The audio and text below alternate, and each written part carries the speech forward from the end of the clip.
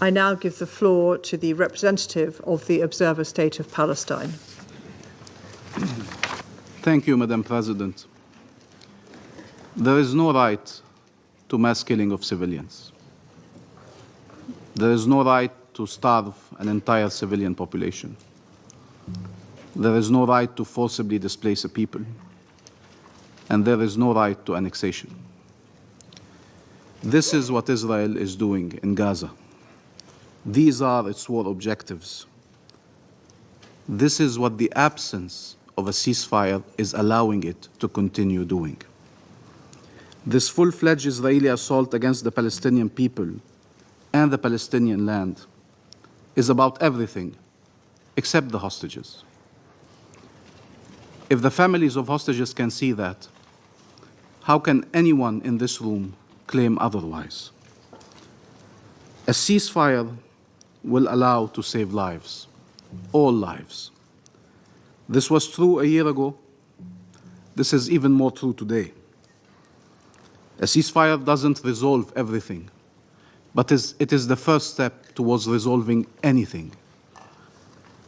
And what is the answer of those who are still unwilling now, after all this death and destruction, not to call for an unconditional ceasefire?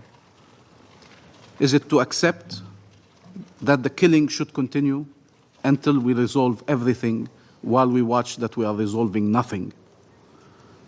We heard over and over again statements in this chamber by all members without distinction about protection of civilians, about rejecting forcible displacement, about rejecting starving the Palestinian population, about rejecting annexation, about rejecting wanton destruction, about rejecting regional escalation.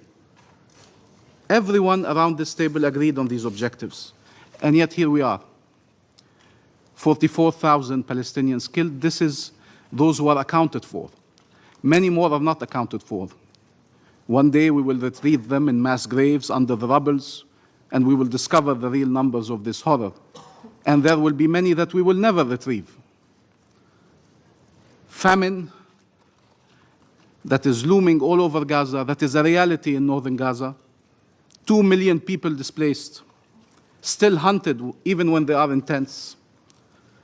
Total destruction of Gaza and all the requirements of life in it. And war on Lebanon, its people and its sovereignty.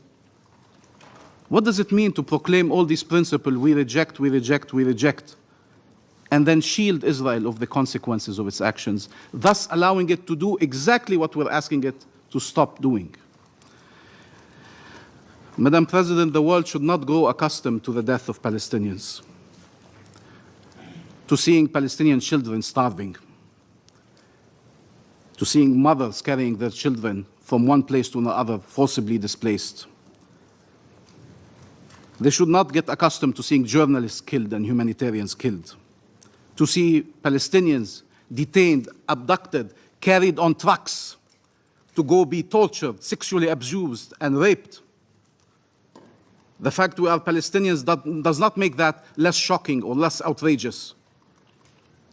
Maybe for some we have the wrong nationality, the wrong faith, the wrong skin color. But we are humans, and we should be treated as such. Is there a UN charter for Israel that is different from the charter you all have? Tell us. Is there an international law for them, an international law for us? Do they have the right to kill, and the only right we have is to die? What the hell does Israel need to do more for this council to act under Chapter 7?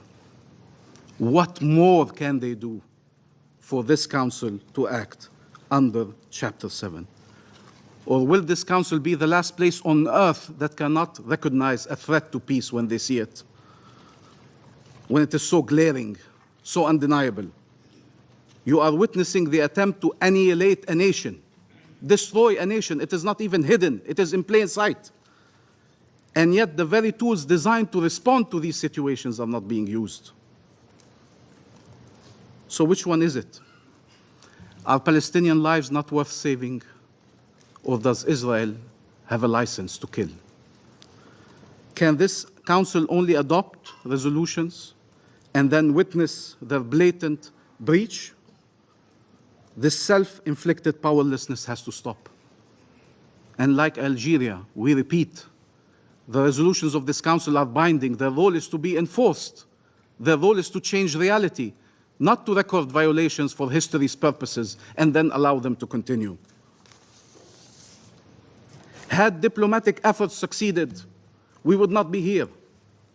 We recognize all the efforts that were done, all the diplomatic efforts that were conducted. And yet, we have to recognize children are still starving in Gaza. Families are being killed. Communities are being obliterated.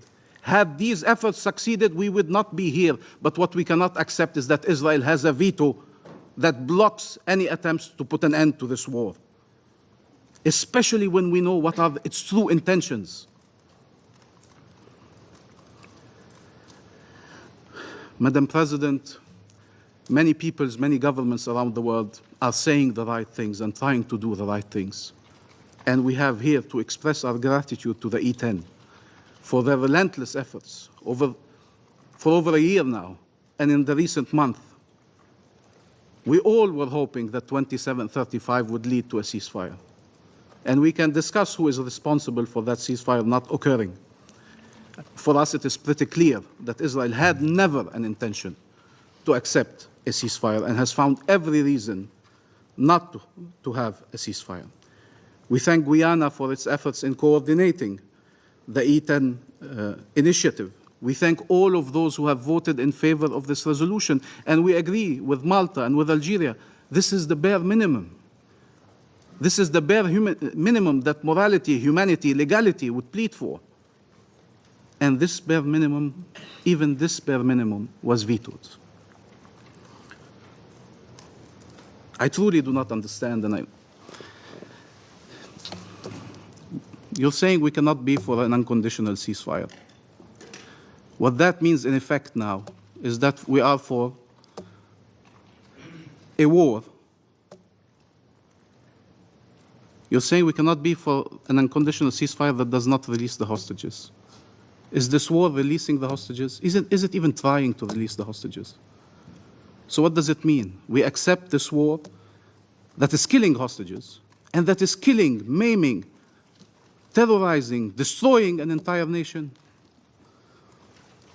When is it enough? When is it the point where we say, no, we mean ceasefire now? Now. We will not allow you to not listen to us, to ignore us, to insult us, to play games with us. This resolution is trying to restore life, to save lives. It's not a dangerous message. The draft resolution is not a dangerous message. This veto is a dangerous message to Israel that it can continue executing its plans, the very plans you oppose. And the messages we send do matter. And that is the wrong message at the worst possible time. Israel is responsible for the Palestinian civilians it kills. It cannot be absolved of that responsibility. It is killing them purposefully, deliberately, repeatedly, massively. It is starving them on purpose. Nobody can deny it. We sat in this room, we heard every UN agency, every testimony, every NGO, Palestinian, Israeli, international, saying the same things. This is by design.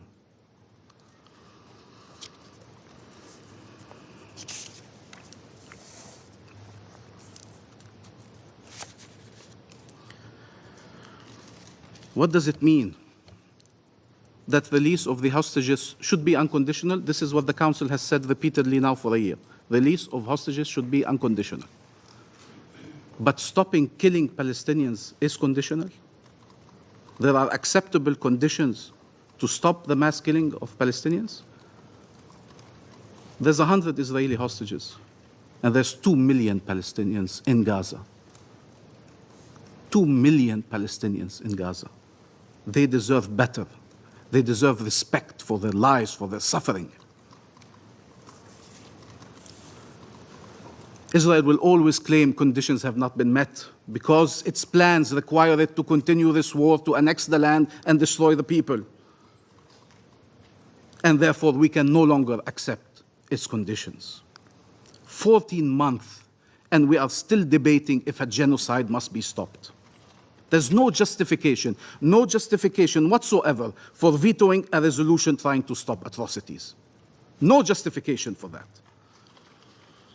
Madam President, one day someone will dig up these meetings, the records of them, will see us pleading for the lives of our people over and over and over and over again. And they will try to understand why our calls were not heeded. They will look at the people who sat around this table and spoke and addressed you from all over the world to call on the Council to take action.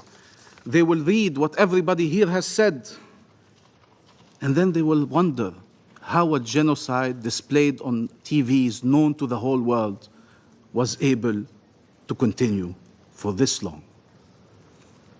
They will wonder if the whole world is against the mass killing, against the displacement, against the starvation, against the annexation.